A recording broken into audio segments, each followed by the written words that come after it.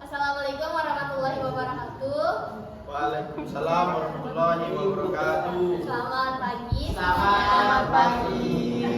Jadi berdirinya saya dan teman-teman saya di sini ingin mempresentasikan materi kelompok kami.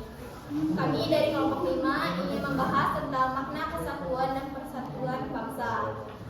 Sebelum mulai materi, perkenalkan, nama saya Nabila Safitri sebagai moderator. Saya Betania Putri Angelia Sihaan. Saya Dapur Lupa. Saya Fajar Farizal. Saya Gisdoing Farad. Nah, selanjutnya kita akan masuk ke materinya. Yang pertama, konsep persatuan yang akan dijelaskan oleh Betania Putri. Saya akan membahas konsep persatuan. Persatuan berasal dari kata satu yang berarti utuh dan tidak terpecah belah. Arti lebih luasnya yaitu berkumpulnya macam-macam corak dari berbagai kalangan, ras, budaya, dan adat istiadat dalam masyarakat yang bersatu dengan serasi. Nah, apa sih manfaat dari persatuan? Manfaat dari persatuan yang pertama, memperkuat jati diri negara Kesatuan Republik Indonesia. Yang kedua, memperkuat ketahanan nasional dalam menghadapi segala ancaman dan gangguan dalam bernegara.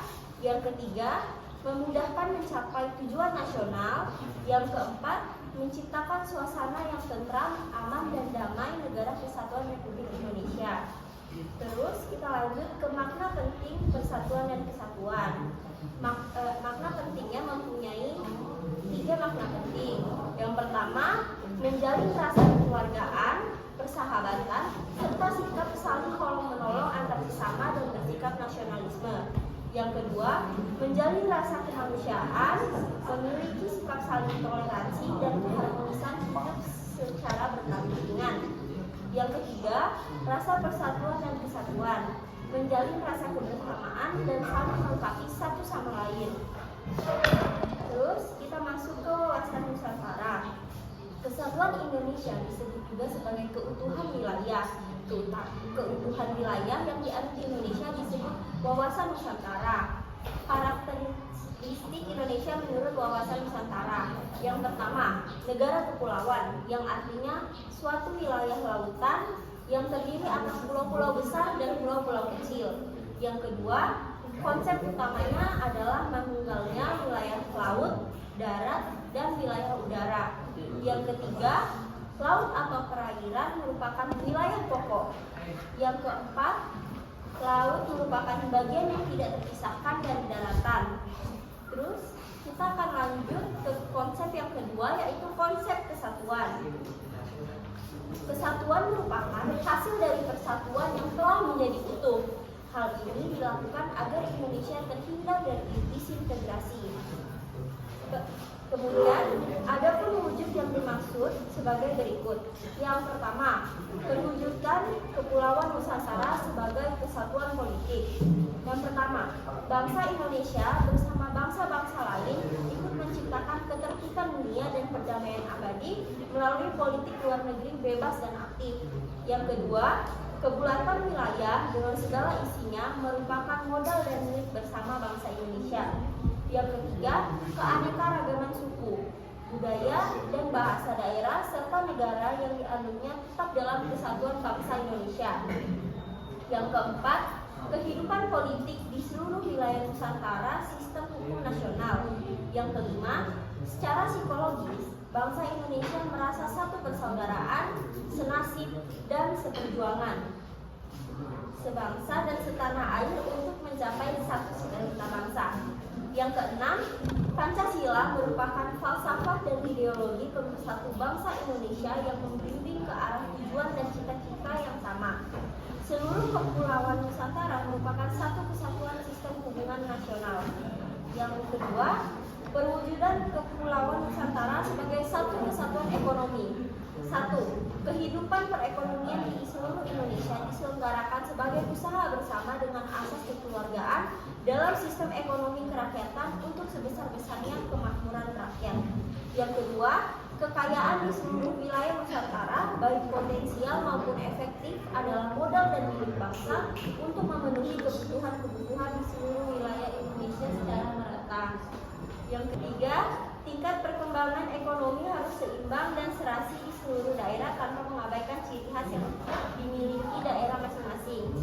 Yang ketiga, perwujudan Kepulauan Nusantara sebagai suatu kesatuan sosial budaya. 1. Budaya Indonesia pada hakikatnya adalah satu kesatuan dengan corak ragam budaya yang menggambarkan kekayaan budaya bangsa. 2. Masyarakat Indonesia adalah satu bangsa yang harus memiliki kehidupan serasi dan tingkat kemajuan yang merata dan seimbang. Yang keempat, perwujudan Kepulauan Nusantara sebagai satu kesatuan pertahanan keamanan. 1. Tiap-tiap warga negara mempunyai hak dan kewajiban yang sama.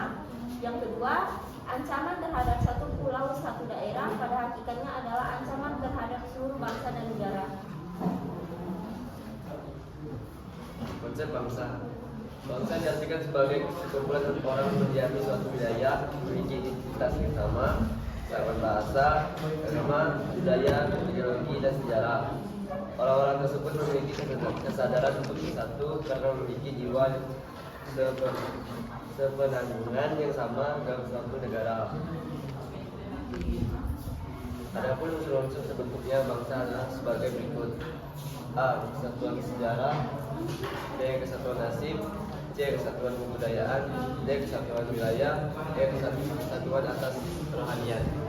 Yang keempat, ada konsep integrasi nasional. Pengertiannya, integrasi nasional adalah suatu proses penyatuan atau pembaruan sebagai aspek sosial budaya, etnisitas, latar belakang ekonomi ke dalam kesatuan wilayah, dan pembentukan bangsa yang harus dapat menjamin terwujudnya keselarasan, keserasian, dan keseimbangan dalam mencapai tujuan bersama sebagai satu bangsa. Adapun tujuan-tujuannya, yang pertama, mewujudkan keamanan dan ketertiban bersama. Yang kedua, menciptakan kesejahteraan dan kemakmuran kepada seluruh pihak. Yang ketiga, meningkatkan kependudukan bagi generasi semua. 4. Melakukan pembangunan guna meningkatnya taraf hidup. Kelima, membangun persatuan dan kesatuan bangsa yang merupakan bekal utama dalam pembangunan bangsa. Adapun potensinya, masyarakat yang terintegrasi dengan baik merupakan harapan bagi setiap negara. Namun, integrasi masyarakat yang sepenuhnya memang tidak menginginkan diwujudkan hal tersebut dikarenakan setiap masyarakat membawa potensi integrasi dan potensi konflik. Potensi mengintegrasikan persamaan kepentingan, kebutuhan untuk bekerja sama, dan konsensus tentang nilai-nilai tertentu dalam masyarakat. Potensi konflik, perbedaan suku, perbedaan agama, perbedaan ras, perbedaan budaya, dan beberapa kepentingan. Faktornya, adapun faktor-faktor pemersatu bangsa Indonesia sebagai berikut. Yang pertama, Pancasila. Yang kedua, UUD Negara Republik Indonesia tahun 1945.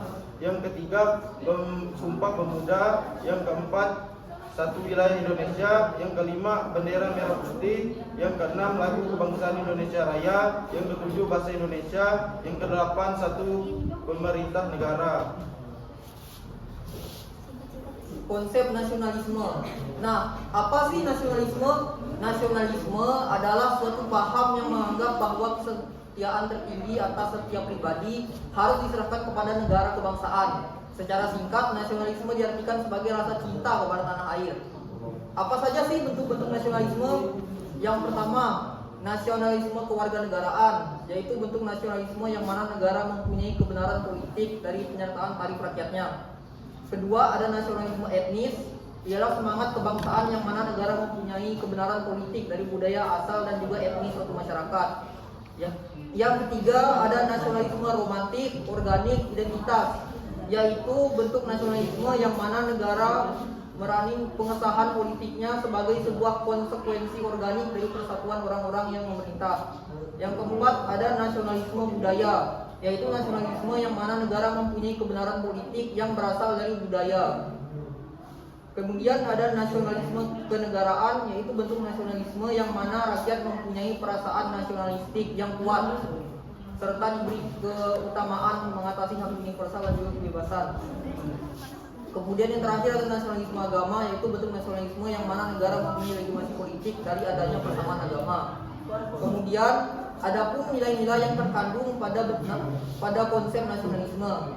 Yang pertama ada menempatkan kepentingan bangsa dan negara di atas kepentingan pribadi, sanggup dan rela berkorban untuk bangsa dan negara, mencintai tanah air dan bangsa, menjunjung tinggi persatuan dan kesatuan berdasarkan prinsip Bhinneka Tunggal Ika, dan yang terakhir memajukan pergaulan untuk meningkatkan persatuan bangsa dan negara.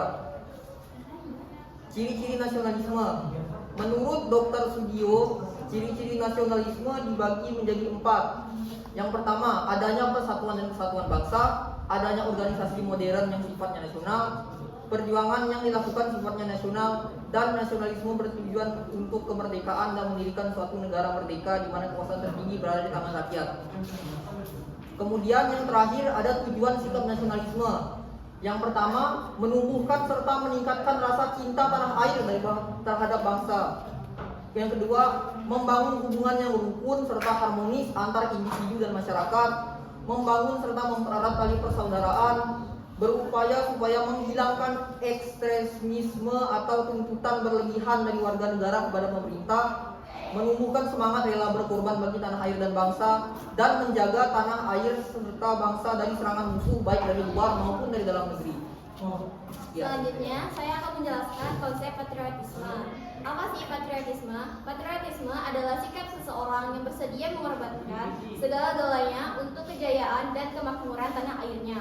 Patriotisme berasal dari kata patriot dan isme, artinya sifat kepahlawanan atau jiwa pahlawan. Selanjutnya, ciri-ciri patriotisme. Yang A, bersifat terbuka, berarti melihat bangsanya dalam konteks hidup dunia, bersedia terlibat di dalamnya demi kemajuan bangsa dan negara. Yang B, rasa mempunyai identitas sendiri, berarti mau melihat, menerima, dan mengembangkan watak serta kepribadian bangsa. C, mampu melihat kekuatan dan kelemahan bangsa. D, simpati terhadap bangsa, mampu mencintai bangsa dan negaranya tanpa menjadikan negara sebagai tujuan yang menentukan diri sendiri. Selanjutnya ada tujuannya. Adapun tujuan dari sikap patriotisme sebagai berikut. 1. Menghapus ekstremisme dari hak dan kewajiban warga negara. 2. Menciptakan hubungan yang rukun dan harmonis antar sesama warga negara. 3. Menjaga persatuan dan keutuhan negara dari ancaman. 4. Menumbuhkan rasa cinta tanah air dan bangsa. Selanjutnya, sikap mewujudkan patriotisme ada 4. Yang pertama, cinta tanah air. Kedua, tidak kenal menyerah. 3. Berjiwa baru. Keempat, menempatkan persatuan dan kesatuan bangsa di atas kepentingan pribadi dan golongan. Sekian presentasi dari kelompok kami. Semoga materi yang kami sampaikan dapat bermanfaat dan dapat dipahami oleh semuanya. Kami akhiri. Assalamualaikum warahmatullahi wabarakatuh. Waalaikumsalam warahmatullahi wabarakatuh.